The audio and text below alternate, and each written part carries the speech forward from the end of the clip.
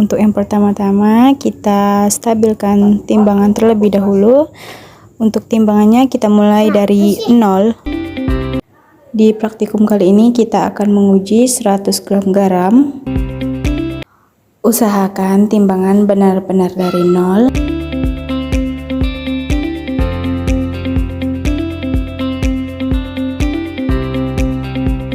Nah, di sini kan di timbangan garam belum mencapai 100 gram. Tambah saja terus garamnya hingga di timbangan menjadi 100 gram. Nah, jika di timbangan lebih, maka sambil diambil saja garamnya.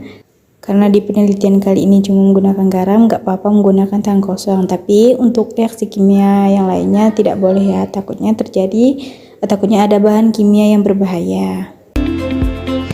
Setelah garam sudah ditimbang mencapai 100 gram, masukkan ke dalam gelas kimia.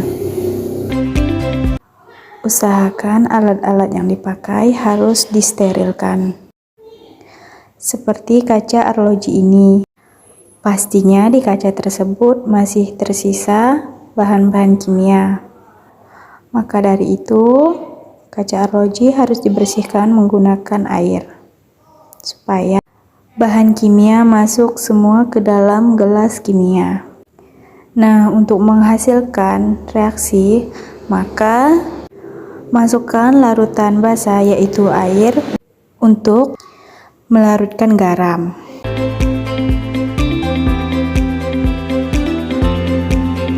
Aduk-aduk supaya garam terlarut ke dalam air.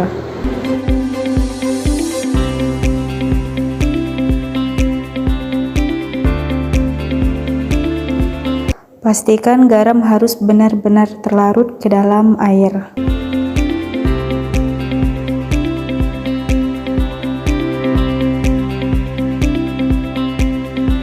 Pastikan pengaduk juga benar-benar harus steril. Supaya tidak ada bekas-bekas zat yang menempel. Jika garam sudah terlarut, langkah selanjutnya yaitu kita masukkan ke dalam labu Erlenmeyer.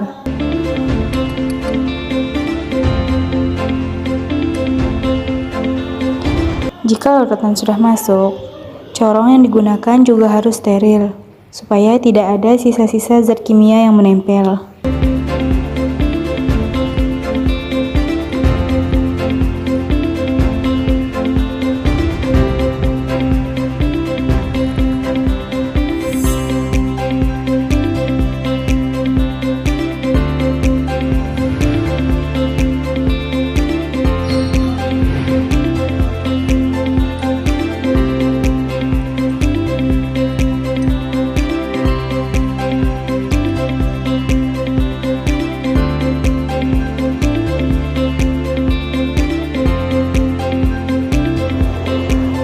Jika sudah, langkah selanjutnya yaitu masukkan zat pelarut hingga mencapai meniskus line. Meniskus line itu adalah batas 100 ml dari labu Erlenmeyer.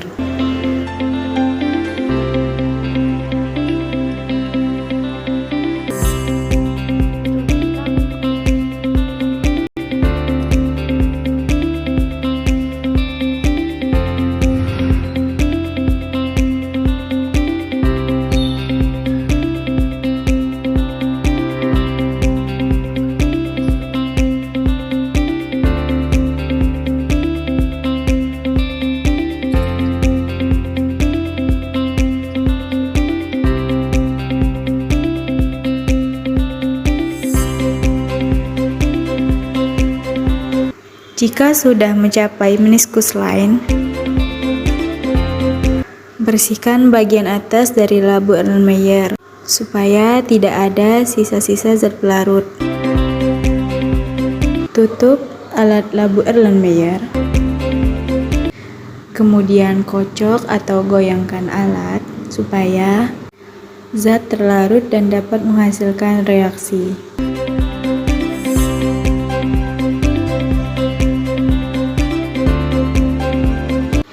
Jika sudah selesai, kasih label pada hasil penelitian supaya tahu apa jenis reaksi kimia yang diteliti.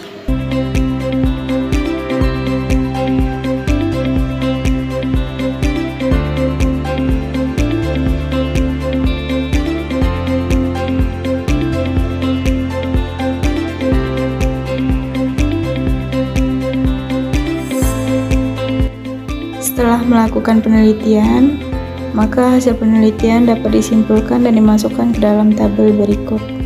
Yang pertama ada nama bahan yaitu natrium klorida.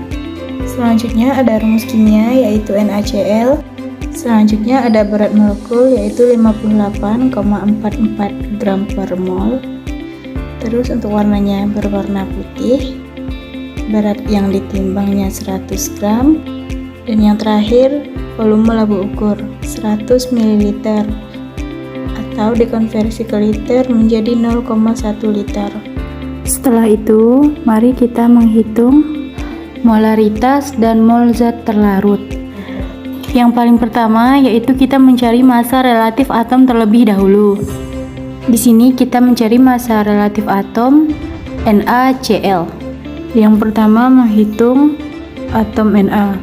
Massa atom Na adalah 22,990 dikalikan dengan 1 karena atom Na hanya berjumlah 1.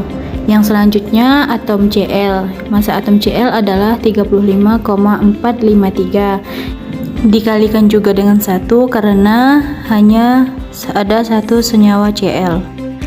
Maka jumlahkan hasil dari perhitungan NaCl yaitu 22,990 ditambah 35,453 sama dengan 58,443 gram per mol. Itulah hasil dari perhitungan massa relatif atom NaCl. Setelah mendapatkan massa relatif atom, yang selanjutnya kita menghitung rumus mol zat terlarut. Untuk rumusnya yaitu mol zat terlarut atau mol sama dengan massa zat atau gram per massa relatif atom atau gram per mol. Terus mol zat terlarut sama dengan 100 gram itu didapatkan dari bahan penelitian yaitu garam. Per 58,44 gram per mol itu didapat dari hasil perhitungan massa relatif atom. Maka hasil dari 100 gram per 58,44 gram per mol yaitu 1,71 mol, atau dapat disimpulkan bahwa mol zat terlarutnya adalah 1,71 mol. Itulah hasil dari perhitungan mol zat terlarut. Yang selanjutnya atau perhitungan yang terakhir yaitu mencari molaritas. Untuk rumusnya yaitu molaritas sama dengan mol zat terlarut atau mol per volume larutan atau liter. Untuk menghitungnya yaitu mol sama dengan 1,71 mol per 0,1 liter. Maka hasilnya adalah 17,1 mol. Dari beberapa perhitungan ini dapat disimpulkan bahwa massa relatif atomnya adalah 58,443 gram per mol. Terus mol zat terlarutnya yaitu 1,71 mol, dan yang terakhir yaitu molaritasnya adalah 17,1 mol.